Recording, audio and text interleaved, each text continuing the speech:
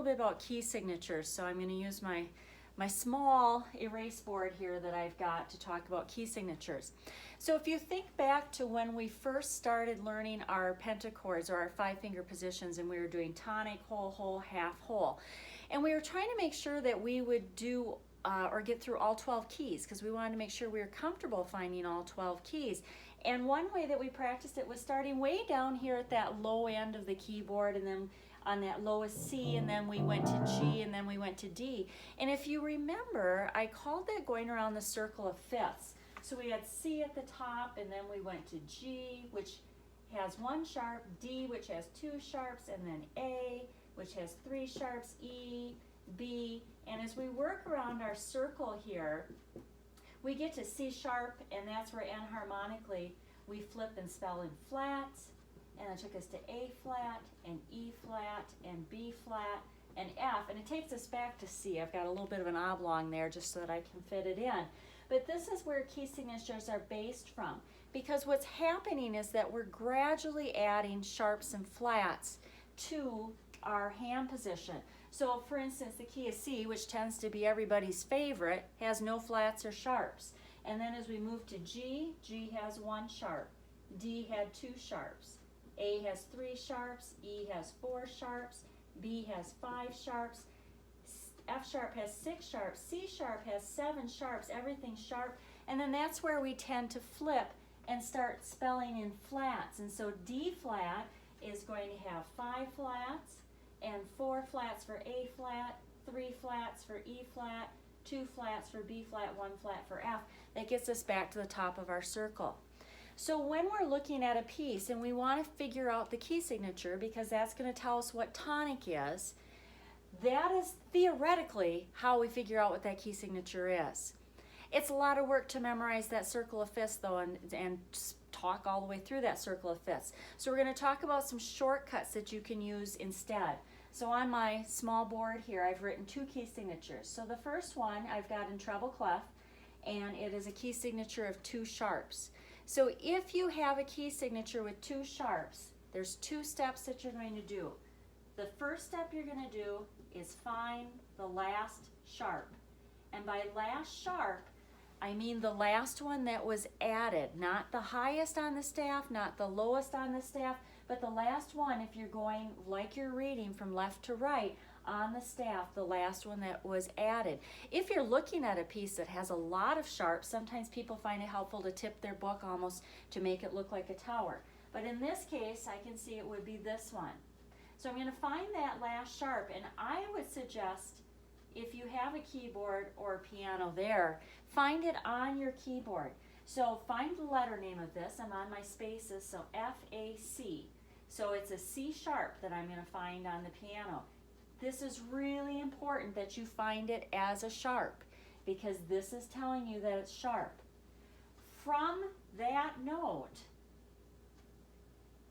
that you find, you're going to go up a half step, and the key that you land on is tonic. So I'm going to find that last sharp. I've discovered that it's a C sharp. I'm going to go up half a step. I'm on D, so that's telling me that 2 sharps would be a tonic of D. Look at that theoretical circle of fifths.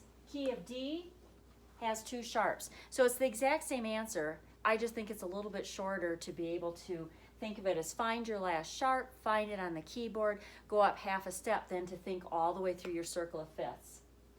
It works the exact same way for flats. There's a shortcut, but it's different steps.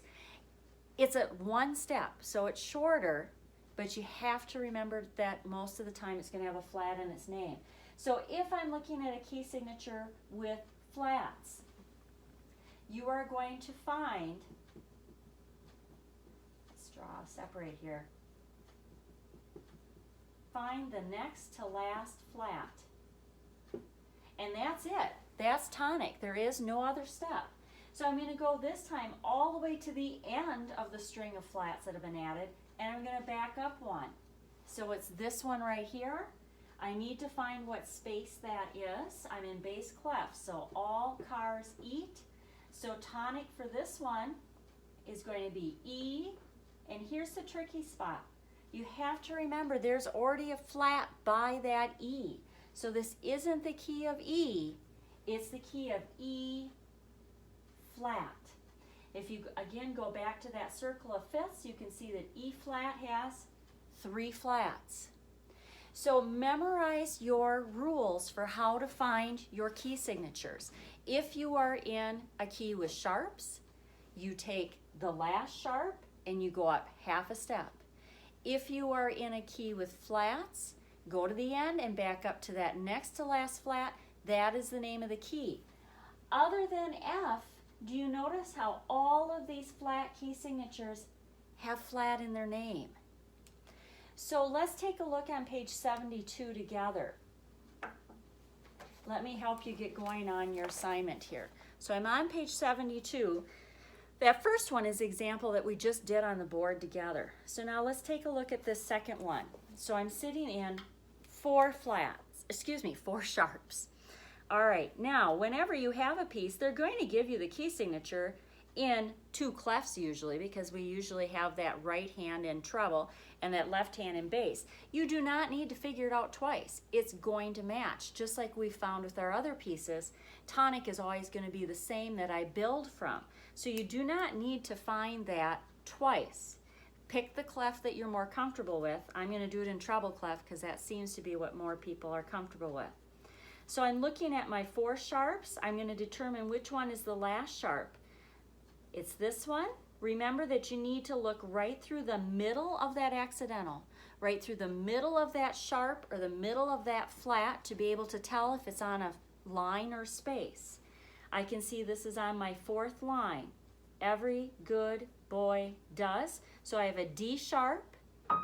Find a D sharp on your keyboard or your instrument, or if you're doing this without a keyboard, see if you can print out a 1-octave paper keyboard off online, and that gives you a good place to look at too. Or you can find in your book where you've got some mini pictures of keyboards back where we had the Black Key songs. That would work too. From that D sharp, I'm going to go up half a step. So tonic for this one would be E.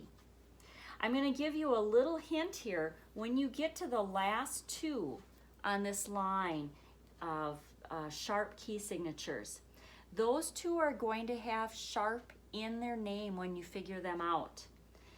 Here's what happens on this next to last one. I've got a sharp on B. B sharp, remember, is an enharmonic, is C. When you go up half a step, that's going to give you that C sharp. So be careful on those 2, they're tricky. Not used a lot. I can think of one instance in our book where we'll have a piece in that key.